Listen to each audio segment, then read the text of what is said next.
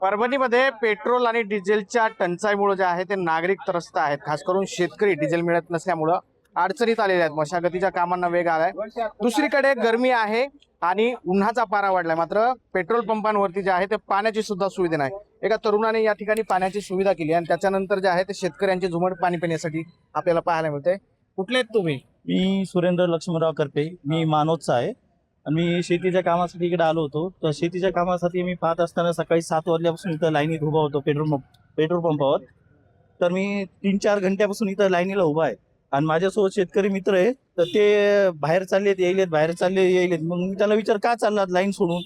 तर ते म्हणले ताण लागली यार, पाण्याची तर व्यवस्था नाही, जवळपास हॉटेल नाही म्हणे. तर मी तेच विचार केला की माझ्या गाडीमध्ये 1-2 जार होते, तर ते आणले तात्काळ आणि इथं पाण्याची व्यवस्था केली. तर मला असं वाटतं की ही पाण्याची व्यवस्था शेतकऱ्यांच्या आणि ड्रायव्हर लोकांची, हे पाण्याची उन्हाळा असल्यामुळं पाण्याची व्यवस्था ही पेट्रोल पंपाने आणि प्रशासनानं ही सगळ्यांची व्यवस्था करायला पाहिजे. ही व्यवस्था त्यांनी न करता माझ्या लक्षात आलं तर केलं. तर मला अशी विनंती आहे त्यांना, प्रशासनाला आणि पेट्रोल पंप मालकांना, की कमीत कमी तुम्ही डिझेल तर द्या सगळ्यांना आणि त्याची व्यवस्था डिझेलची करा, जेणेकरून शेतकऱ्यांना अडचण येऊ नये. शेतीचं सध्या अत्यंत काम आहे आणि पाऊस जर एकदा पडला तर ते पेरणीच्या कामाला अर्थच राहणार नाही. त्यासाठी आधी शेतकऱ्यांची व्यथा ऐकून तुम्ही शेतकऱ्यांना कमीत कमी 2 का हजारचं होईना पण त्याला निराश न करता. आता किती मिळतंय पंपावर? आता 2,000चं मिळतंय, पण सर्वांना द्यावा अशी आमची इच्छा आहे. ते काय करतात, तोंड पाहतात आणि माणूस पाहून ते डिझेल देतात.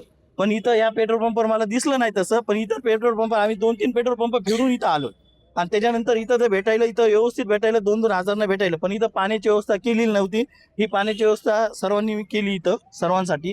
तर मला वाटतं की प्रशासनाने याच्यात थोडंसं लक्ष घालून जे आता डिझेलची टंचाई भासायली ती भासू देऊ नका आणि सर्वसामान्यांच्या व्यथा तुम्ही समजून घ्या आणि अडचण येऊ देऊ नका. तर आपण बघतोय की अशा पद्धतीनं रांगा लागल्यात, खाण्यापिण्याची व्यवस्था नाही आणि त्यामुळं पाण्याची निदान व्यवस्था प्रशासनानं आणि पंप चालकांनी करावी अशी मागणी जे आहे ते होते. दुसरीकडे या ठिकाणी कॅनी आणल्याच्या नंतर अक्षरशः शेतकऱ्यांची पिण्याच्या पाण्यासाठी झुंबड उडाल्याचं पाहायला मिळालं. Camera person Sudarshan Patil, Dnyaneshwar Runda, TV9 Marathi, Parbhani.